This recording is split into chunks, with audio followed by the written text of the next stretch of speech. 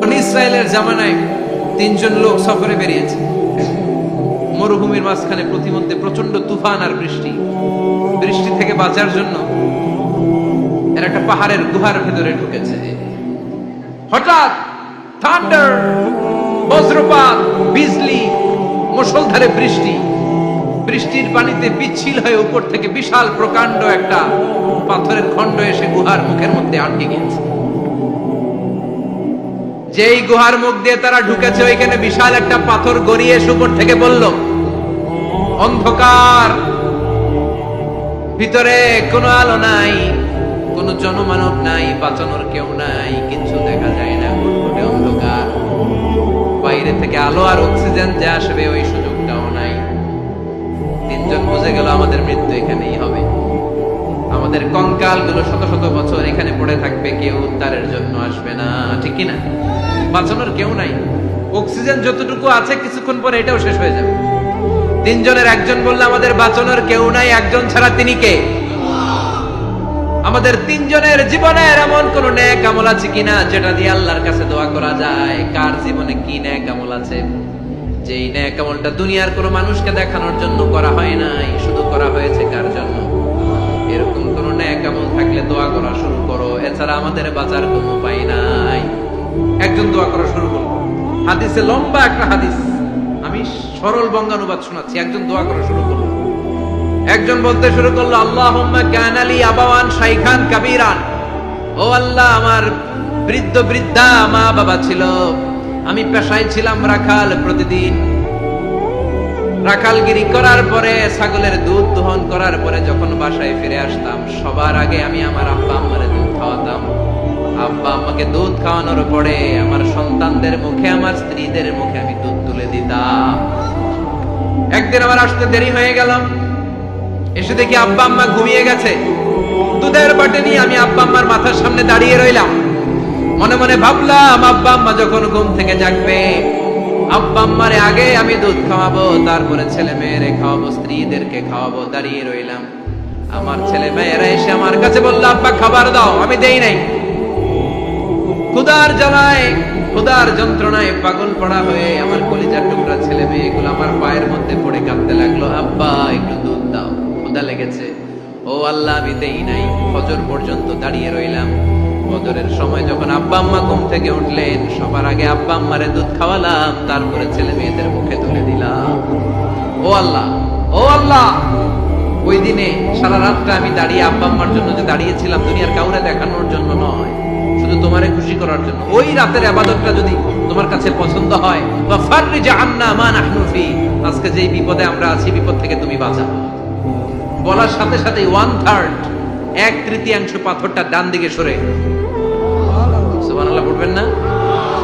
এবার বাইরে থেকে আলো আসতে শুরু করেছে, অক্সিজেন ঢুকতে শুরু করেছে, তাদের মনের মধ্যে স্বস্তি ফিরে এসেছে।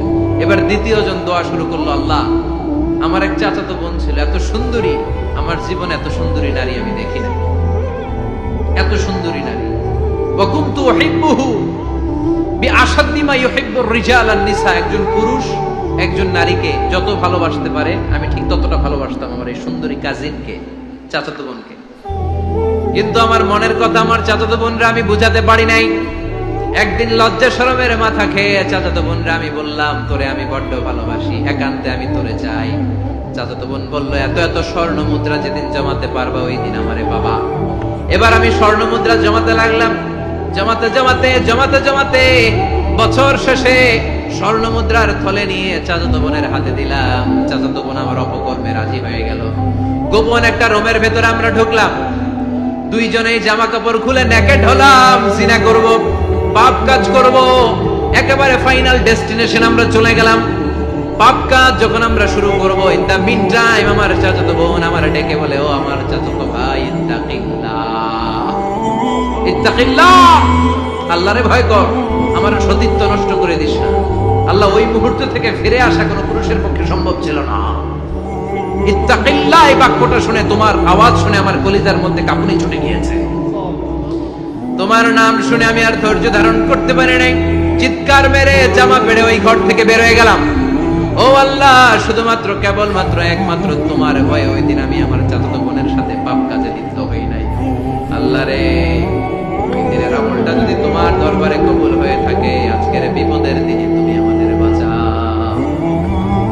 মাত্রই এই দোয়া আল্লাহর কাছে এত কবুল হয়েছে, কারণ আল্লাহর ভয় এটা পৃথিবীর সবচেয়ে বড় ইবাদত। চিল্লায় বলেন ঠিক কিনা? যাদের হৃদয়ে আছে আল্লাহর ভয়, তারা কবু পথ ভুলে যায় না। আল্লাহর প্রেম ছাড়া এই দুনিয়ায় কারো কাছে কোনো কিছু চায় না। ঠিক কিনা? আল্লাহর ভয় আল্লাহর কাছে সবচেয়ে বড় প্রিয় ইবাদত। আল্লাহর কাছে দোয়াটা এত পছন্দনীয় হয়েছে, মুহূর্তের মধ্যে 2/3 পাথরটা গুহার মুখ থেকে ডান দিকে সরে যায়। 2/3 পাথর এখন সরে গিয়েছে। এবার তারা বেরোতে চেষ্টা করল, দেখা যায় হাত বেরোয়, কারো পা বেরোয়, মাথা বেরোয়, কিন্তু পুরো বডিটা নিয়ে বেরোয়া যায়। বাকি আছে কয়জন? কথা কয়। এবার 3 নাম্বার লোক দোয়া করতে শুরু করেছে, আল্লাহ ইন্নী ইস্তাজারতু উজারা ফাদাফাতু সামানাহুম। আল্লাহ আমি অনেকগুলো শ্রমিক ভাড়া করেছিলাম, তাদেরকে দিয়ে কাজ করিয়ে তাদের ঘাম শুকিয়ে যাওয়ার আগে প্রত্যেকটা শ্রমিকের পারিশ্রমিক আমি দিয়ে দিয়েছি। সবগুলো শ্রমিক আমার কাছ থেকে পারিশ্রমিক বুঝে নিয়েছে, একজন ছাড়া। একজন না নিয়ে চলে গেছে। তার টাকা তারে আমি বুঝাই দিতে পারি নাই। তার রেখে যাওয়ার টাকা দিয়ে আমি কয়েকটা ছাগল কিনলাম। ওই ছাগল পালতে পালতে বাচ্চা দিল, আরো বাচ্চা দিল, দিতে দিতে বিশাল ছাগলের ডেইরি ফার্ম বানালো। 1 যুগ পরে ওই শ্রমিক এসে বলে, হে আমার মালিক, 12 বছর আগে তোমার কাছে কাজ করেছিলাম, টাকা কিন্তু নেই নাই, টাকা দাও। আমি বললাম, ওই যে বিশাল ছাগলের বড় একটা ডেইরি ফার্ম দেখা যায়, পুরো ডেইরি ফার্ম তোমার, ডেইরি ফার্মটা তুমি নিয়ে যাও। শ্রমিক আমারে বলতে লাগলো, তাস্তাজিউ মিন্নি, আমার সাথে ঠাট্টা করো নাকি? একদিনের পারিশ্রমিক দিয়ে ডেইরি ফার্ম হয় নাকি? যতটুকু টাকা তোমার কাছে আমি 12 বছর আগে পেতাম, ততটুকু দিলেই চলবে। তারে আমি বুঝিয়ে বললাম, তোর টাকা দিয়ে ছাগল কিনেছি, ছাগলের ব্যবসা করে ডেইরি ফার্ম বানিয়েছি, একটার পর একটা ছাগল বাচ্চা দিতে দিতে আজকে হাজার হাজার ছাগলের এই ডেইরি ফার্ম, পুরো ডেইরি ফার্মটা আমি তোরে দিয়ে দিলাম। বলা মাত্র ওই শ্রমিকটা ডেইরি ফার্ম নিয়ে চলে গেল। মাবুদের এই কঠিন বিপদের দিন সে শুধু দাবি করেছিল তার পারিশ্রমিক, তার পারিশ্রমিকের টাকা তার হাতে দিলে সে খুশিতে পাকপাকু, কিন্তু তার বদলে পুরো ডেইরি ফার্মটা আমি তার হাতে তুলে দিয়েছি একমাত্র তোমার সন্তুষ্টির জন্য। ওই দিনের আমলটা যদি তোমার দরবারে একটুও ভালো লেগে থাকে রে মাওলা, আজকের কঠিন বিপদ থেকে বাঁচাও। বলতে দেরি মুহূর্তের মধ্যে বিশাল পাথর খণ্ডটা গুহার মুখ থেকে ডান দিকে সরে যাও। আল্লাহর শুকরিয়া করে 3 জন বের হয়ে যাবে। সহিহ বুখারীর বর্ণনা। আপনার জীবনে এমন কোন নেক আমল যদি থাকে যেটা শুধু আল্লাহর দেখানোর জন্য করছেন, আমরা আমল করব অবশ্যই দেখানোর জন্য, তবে মানুষকে নয়। কারা দেখানোর জন্য? আমাদের সব দেখানো হবে একজনকে। চিল্লায় বলেন, তিনি কে? লা ইলাহা ইল্লাল্লাহ, আরেকটা হচ্ছে আল্লাহু আকবার। এই 4টার চেয়ে শ্রেষ্ঠ জিকির আর নাই। কথা বলেন, এটা এই 4টার ভিতরে ইল্লাল্লাহ আছে। কথা বলেন। এজন্য জিকিরকে আমরা খণ্ডিত করব। ঠিক যেমন যেমন সহিহ সুন্নাহ এসেছে তেমন তেমন জিকির করলে আপনার কলিজাটারে ঠান্ডা করে দিবে কে? ইল্লাল্লাহর ব্যাখ্যা থাকতে পারে। অনেকে ব্যাখ্যা করে যে এটার মধ্যে লা ইলাহা আছে, এটাকে গোপন রাখা হয়েছে, আমরা ইল্লাল্লাহ পড়ি না, ওটার দরকার নাই। বিশ্বনবী এবং সাহাবারা যেই পন্থায় জিকির করেছেন, যেই পন্থায় জিকির শিখিয়েছেন, ওইটার ভিতরে বরকত বেশি না কম? কথা বলেন, বেশি না কম? এজন্য বিশ্বনবী বললেন, আল্লাহর কাছে প্রিয় কথা 4টা। একটা হলো সুবহানাল্লাহ, দ্বিতীয়টা হলো আলহামদুলিল্লাহ, তৃতীয়টা হলো লা ইলাহা ইল্লাল্লাহ, চতুর্থটা হলো আল্লাহু আকবার। সুবহানাল্লাহ, আমার সাথে সাথে আওয়াজ করে পড়েন, সুবহানাল্লাহ, আলহামদুলিল্লাহ, লা ইলাহা ইল্লাল্লাহ, আল্লাহু আকবার, সুবহানাল্লাহ, আলহামদুলিল্লাহ, লা ইলাহা ইল্লাল্লাহ। আওয়াজ করে পড়েন আল্লাহু আকবার। মনে থাকবে? জিকিরের ওয়াজ শেষ। এগুলোর চেয়ে শ্রেষ্ঠ জিকির নাই। সবচেয়ে শ্রেষ্ঠ জিকির লা ইলাহা ইল্লাল্লাহ, সবচেয়ে শ্রেষ্ঠ কালিমা আল্লাহর কাছে এই 4টা। একটু খেয়াল করে দেখেন, এই প্রতিটা জিকিরের মধ্যে আমার আল্লাহর নাম আছে না নাই? সুবহানাল্লাহ আছে না? আলহামদুলিল্লাহ, লা ইলাহা ইল্লাল্লাহ, আল্লাহু আকবার। আল্লাহ ছাড়া আল্লাহর নাম থাকবে না যেই শব্দের মধ্যে ওই সমস্ত নাম আর হুই হুই হুই হুই, এগুলো দিয়ে কোনো জিকির করা যাবে। আবার আব্দুল্লাহ ইবনে আমর ইবনুল আস বর্ণনা করেন, বিশ্বনবী যখন জিকির গুলো করতেন, আমি বিশ্বনবীকে দেখেছি বিশ্বনবীর আঙ্গুলের কড়ায় জিকির গুনতেন। সুবহানাল্লাহ পড়েন। দেখতেছেন আমার হাত দেখা যায়, দেখা যায়, দেখা যায়। রাআইতুন নাবিয়্যা, আব্দুল্লাহ ইবনে আমর ইবনে আল-আসের বর্ণনা, রাআইতুন নাবিয়্যা ইয়াকিদু তাসবিহা বিয়ামিনিহি, আমি বিষ্ণু নবীকে ডান হাতের গিড়ার ভেতরে তাসবিহ গুনতে শুনেছি, তাসবিহ গুনতে দেখেছি। সুবহানাল্লাহ পড়েন। এখন আমরা লম্বা তাসবিহ ছড়া নেই না, এটা জায়েজ, কিন্তু শ্রেষ্ঠ হচ্ছে হাতের গিড়ায় গোনা।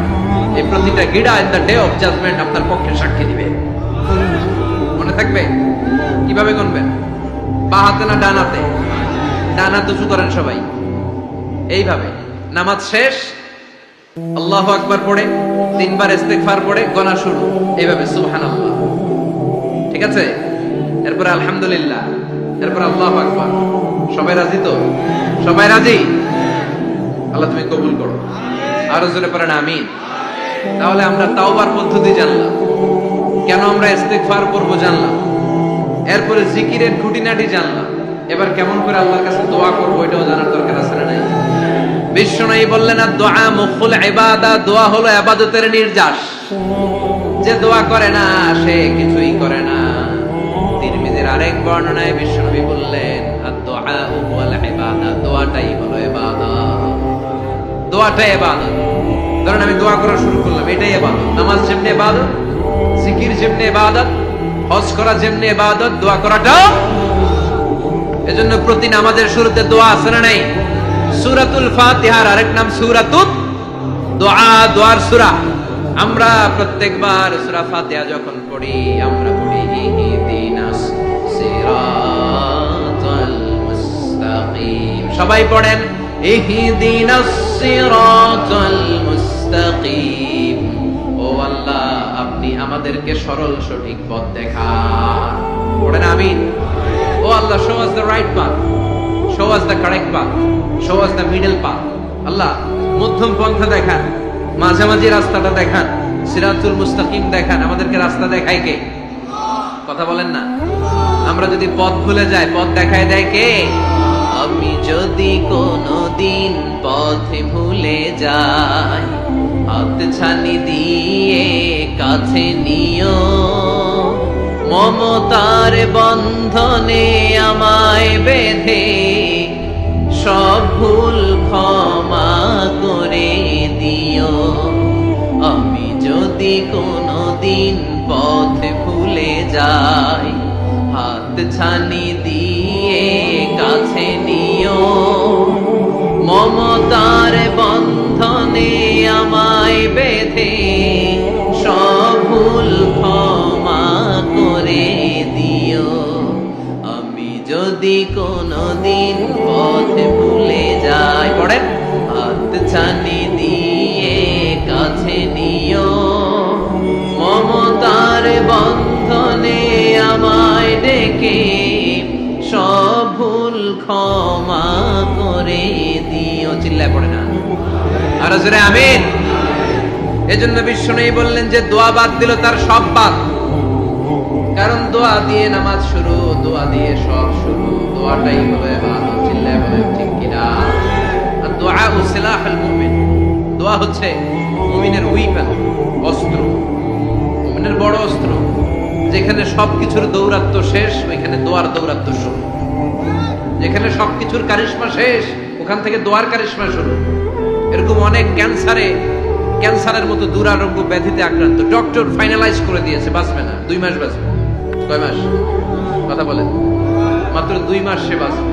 তারপরেও দেখা গেছে লোকটা 7 বছর বেঁচে ছিল। আছে না নাই? দোয়া, the power of দোয়া। Everything is pre-written, but by supplication is it's rewritten. সবকিছুই আগে লেখা থাকে। মহাবিশ্ব সৃষ্টির 50,000 বছর আগে আমাদের ভাগ্যে কি ঘটবে সব লিখে রেখেছে কে? সব অপরিবর্তনীয়। কিন্তু এই তাকদিরেরও কিছু জিনিস আল্লাহ চেঞ্জ করে দেয় দোয়ার বরকতে। এজন্য দোয়া করার দরকার আছে না নাই? মায়ের কাছে দোয়া চাবেন, মায়ের দোয়া আল্লাহ ফেরায় না। মুসলিম ব্যক্তির দোয়া আল্লাহ ফেরায় না, মুসাফিরের দোয়া আল্লাহ ফেরায় না। যিনি রোজা রেখে দোয়া করেছেন তার দোয়া আল্লাহ ফেরায় না। বেশি বেশি আল্লাহর কাছে দোয়া করতে রাজি আছেন তো?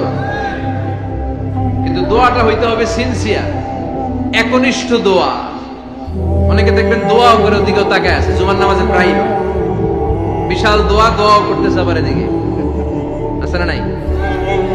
আবার দোয়াও করে মোবাইলও টিপে, কথা কন। আবার আমরা আলোচনা শেষে দোয়াও করি, বলা পাই সেলফিও তোলে, আছে না নাই? সিনসিয়ারিটি নাই। আপনার কি পরিমাণে সিনসিয়ারিটি আছে এটার উপর ডিপেন্ড করবে আপনার দোয়া কবুল হবে কি হবে না। একজন দোয়া করলে মুহূর্তে কবুল, চোখ বন্ধ করলে আল্লাহর আরশে চলে যায়, মদিনার সাথে ওর কানেক্টিভিটি বেড়ে যায়, আল্লাহর সাথে কানেক্টিভিটি বেড়ে যায়, সে ফিল করে সে আল্লাহর সাথে কানেক্ট হয়ে গিয়েছে। আর আরেকজন দোয়ার মধ্যে খুঁজে কিছু পায় না, আছে না নাই? দুই দোয়ায় পার্থক্য আছে না, কথা কন। এজন্য সম্মানিত ভাইরা, দোয়াই যখন করবেন সিনসিয়ারলি করবেন, কানেক্টিভিটিটাকে স্ট্রং করার চেষ্টা করবেন। সিনসিয়ার দোয়া is like a missile. Missile নাম শুনছেন? হামলা করে না, মিসাইল হামলা করেছে ইসরায়েল, শোনেন নাই? মারলে একেবারে ধ্বংস করে যায় সব। এই মিসাইল হামলা, ড্রোন হামলা, এগুলো লক্ষ্য বস্তু ভেদ করে ভয়ঙ্কর ভাবে ইঞ্চি ইঞ্চি, মাইক্রো ইঞ্চি মেপে মেপে এমন ভাবে এই বোমাটা মারবে ঠিক জায়গা মতো এটা ফিট হয়ে যাবে। তেমনি দোয়ার মতো আপনি যদি দোয়া করতে জানেন, একনিষ্ঠতার সাথে সিনসিয়ারিটি সাথে যদি দোয়াটা করে ফেলতে জানেন, এই দোয়া মুহূর্তে আল্লাহর আরশে যেয়ে নক করবে। সুবহানাল্লাহ পড়ে। আর মুমিনের দোয়া কখনো ফেরত যায় না, দোয়া করলেই মুমিনের দোয়া কবুল করে নেয় কে? আপনি জীবনে যত দোয়া করছেন সব কবুল। All of your supplications are accepted. Whatever you have supplicated to your Lord, যাই চেয়েছেন সব কবুল। অনেকে বলে হুজুর এটা একটা কথা কইলেন, সব দোয়া বুঝি কবুল? কত দোয়া করলাম, জীবনে কত কিছু চাইছি, কই কিছুই তো দেয় নাই। এরকম আছে না নাই? অনেকে বলে হুজুর কত চাইলাম আল্লাহ আমার দিল না। 5টা আল্লাহ মেয়ে দিয়েছে, একটা ছেলের জন্য কাবাগর ধরেও দোয়া করে আসছি, হাজরে আসওয়াদ ধরে দোয়া করে আসছি, মুলতাসামে দোয়া করে আসছি, আরাফাতের ময়দানে দোয়া করছি, কই আল্লাহ দিল না। আর আপনি ওয়াজে যত দোয়া করছেন সব কবুল করে নিছে কে? কন্ট্রাডিক্ট হয়ে গেল না? আমি বললাম সব দোয়া কবুল, আর আপনারা কইতেছেন কই কত কিছু তো পাই নাই। আল্লাহর দোয়া কবুল করার 3টা পদ্ধতি আছে। কয়টা? আপনাদের জিমানি আসছে? কথা শুনতেছেন তো? 3টা পদ্ধতিতে তিনি দোয়া কবুল করেন। চিল্লায় বলেন কয়টা? আপনি দোয়া করা মাত্রই আল্লাহ দোয়াটা অ্যাকসেপ্ট করে নেয়। আল্লাহ বলে accepted, rejected he never say your সাপ্লিকেশন is rejected. তোমার দোয়া রিজেক্ট করে দিলাম, এটা আল্লাহ কখনো বলে? সুবহানাল্লাহ পড়বেন না? দোয়া করা মাত্রই কবুল করে কে? তবে 3টা পদ্ধতিতে করে। চিল্লায় বলেন তো কয়টা? যখনই যা চাইবেন আল্লাহ বলে দেব দেব দেব, দেব না কখনো বলে না। 3 পদ্ধতিতে কবুল হয়। পদ্ধতি নাম্বার 1, কোন বিষয় আল্লাহর কাছে চাইলেন, দোয়া করলেন, আল্লাহ বলে দেব দেব বলেই তিনি দিয়ে দেয়, ফলে আপনি পেয়ে যান, আপনি খুশি। পদ্ধতি নাম্বার 2, আপনি আল্লাহর কাছে কিছু চাইলেন, আল্লাহ তখনও বলে বান্দা তোরে দেব, রিজেক্ট করে দিলাম এটা বলে না, দেব তবে এখন না, লেটার অন, একটু দেরি করে, পরে দেব, কখন দিলে আমার জন্য ভালো, আমার সব ভালো জানে কে। তাইলে মাঝে মাঝে সাথে সাথে দেয়, মাঝে মাঝে দেরি করে দেয়। পদ্ধতি নাম্বার 3, আল্লাহর কাছে দোয়া করলেন, আল্লাহর কাছে কায় মনোবাক্যে চাইলেন, তখনও আল্লাহ বলে বান্দা আমি দেব, তুই নিরাশ হইস না, তবে এখন দেব না, দেরি যেদিন বিপদে পড়ে যাবি ওই দিন দেব। যেদিন পিতা সন্তানরে চিনে না, সন্তান পিতারে চিনবে না, পীর সাহেব মুরিদরে চিনবে না, মুরিদ পীর সাহেবরে চিনবে না, মুসল্লি ইমাম সাহেব চিনবে না, ইমাম মুসল্লি চিনবে না, নেতা কর্মী চিনবে না, কর্মী নেতারে চিনবে না। চিল্লা এখন ঠিক কিনা? কেউ কাউরে চিনবে না, কেউ কাউর কোন উপকারে আসতে পারবে না। ওই কঠিন দিনে তোরে আমি দেব রে গোলাম। তাহলে এই যে এতগুলা দোয়া ছোটবেলা থেকে আনটিল টুনাইট, এর রাত পর্যন্ত যে দোয়াগুলো আল্লাহর কাছে করছেন, লস হয়েছে? চিল্লায় বলেন লস হয়েছে না লাভ? লস না লাভ? আল্লাহ বলে গোলাম চা বেশি বেশি দোয়া কর, উজিবু দাওয়াতাদ দাঈ ইযা দাআন। আমার বান্দা আমার কাছে চাইতে দেরি হয়ে যায়, দোয়া কবুল করতে দেরি হয়, এজন্য বারবার চাইতে হবে। না দিলেও চাও, না দিলেও একটু পরে দিবে, দেরি করে দিবে, যখন আমার জন্য উপকার হবে, ভালো হবে, তখন দিবে, তা না হলে কিয়ামতের ময়দানে দিবে। চিল্লায় বলেন ঠিক কি না?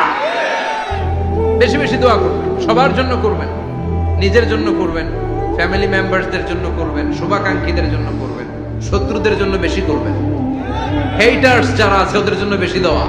আল্লাহ যেন এগুলোর হেদায়েত দেয়। ইসলাম বিরোধী যারা এদের জন্য দোয়া, হিন্দু বন্ধু থাকলে এদের জন্য দোয়া, হেদায়েতের দোয়া, ঠিক কিনা?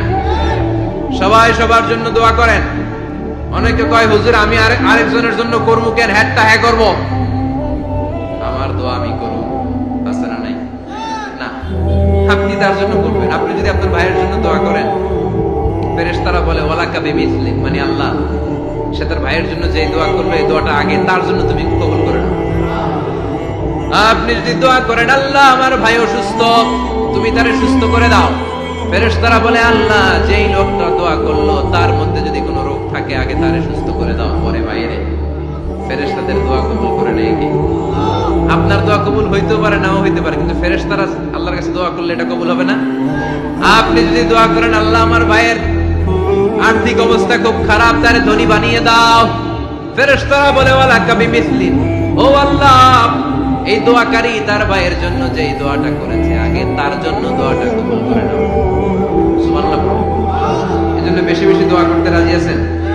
বারবার চাইবেন, সকালে বিকালে দুপুরে রাতে শীতকালে গ্রীষ্মকালে সব সময় আমরা দোয়া করব কার কাছে? আল্লাহর কাছে। বারবার চাইলে আল্লাহ খুশি হয়ে যায়, বারবার না চাইলে আল্লাহ রেগে যায়। দুনিয়ার সিস্টেমের একেবারে বিপরীত। আমি যদি এই ভাইয়ের কাছে কোন একটা বিষয় নিয়ে আজকে যাই, ভাই আমারে 1000 টাকা দেন, বিপদে পড়ছি, দিল 1000 টাকা, নেন বিপদ সারা উদ্ধার। এক সপ্তাহ পরে আবার ভাইজান বড় বিপদে আছি, 1000 টাকা। তারপরে উনি লজ্জায় করে দিবে, আসছে যখন দেই, পরের সপ্তাহে আবার মিয়া সাহেব 1000 টাকা, ওই দিন বলবে ভাই 1000 নাই 500 নিয়ে আসেন, কথা কর। এর পরের মাসে যদি বলি ভাই বিপদে পড়ছি, দিবে নাকি? লাঠি বাড়ি আছে না নাই? সপ্তাহে সপ্তাহে তোমার বিপদ, কথা কর। তার মানে এই দুনিয়ার সিস্টেম হচ্ছে একটা বিষয় নিয়ে বারবার কারো কাছে যাওয়া যায় না, চাওয়া যায় না, শরম লাগে, কথা কর। কিন্তু আল্লাহর সিস্টেমটা একেবারে উল্টো। আল্লাহর কাছে বারবার না চাইলে তিনি রেগে যায়। তিরমিজির বর্ণনা, ইন্নাহু মান লাম ইয়াসআলিল্লাহ ইয়াগদাব আলাইহি, যে ব্যক্তি কোনো বিষয় নিয়ে বারবার আল্লাহরে বিরক্ত করে না তার উপর আল্লাহ রেগে যায়। আর বারবার চাইতে যে লোকটা আল্লাহরে বিরক্ত করতে চায় তার উপর আল্লাহ খুশি হয়ে যায়। এজন্য চাবেন আল্লাহর কাছে আজকে থেকে, চাবেন। দোয়া করলে যে কবুল হয় বিশ্বাস হয় মুসলমান। নেক আমলের ওসিলা দিয়ে দোয়া কবুল হয়।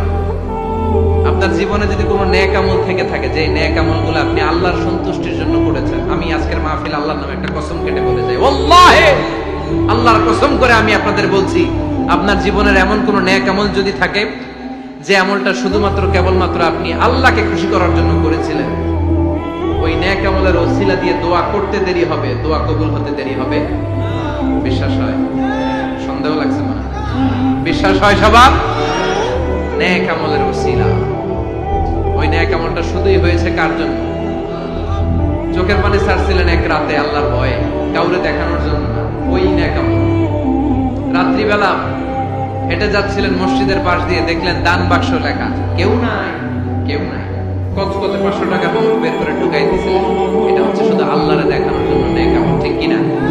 আল্লাকা সিররুন ইনদাল্লাহ বাইনাকা আনতা ওয়া বাইনাল্লাহ, আল্লাকা সাদাকাতুন তাখফা লা ইয়ালামুহা ইল্লাল্লাহ, আল্লাকা সিররুন ইনদাল্লাহ বাইনাকা আনতা ওয়া বাইনাল্লাহ, আল্লাকা সাদাকাতুন তাখফা লা ইয়ালামুহা ইল্লাল্লাহ। সুবহানাল্লাহ পড়েন। আল্লাকা সিররুন ইনদাল্লাহ, তোমার আর তোমার রবের মাঝে গোপন কিছু আছে কি যেটা আল্লাহ ছাড়া কেউ জানে না? তোমার কি কোনো গোপন দান আছে কি যেটা আল্লাহ ছাড়া কেউ দেখেনি? সুবহানাল্লাহ পড়েন। এমন কোন আমল যে আমলটা আপনি করেছিলেন শুধু আল্লাহর খুশির জন্য, ওই আমলের ওসিলা দিয়ে দোয়া করলে কবুল করবে কি? বিশ্বাস হয়?